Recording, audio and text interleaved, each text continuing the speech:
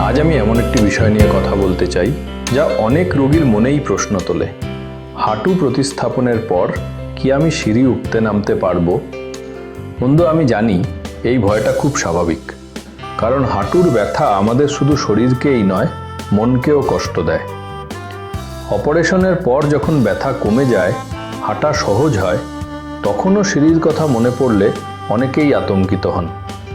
কিন্তু আমি আপনাকে আশ্বাস দিচ্ছি, ঠিক নিয়ম মেনে চললে সিঁড়ি ওঠা নামা একদম সম্ভব।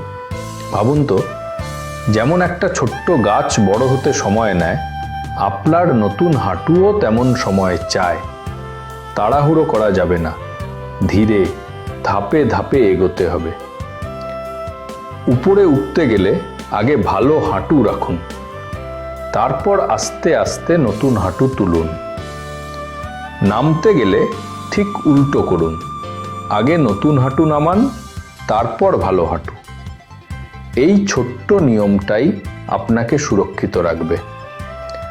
সাথে সবসময় রেলিং ধরে রাখবেন।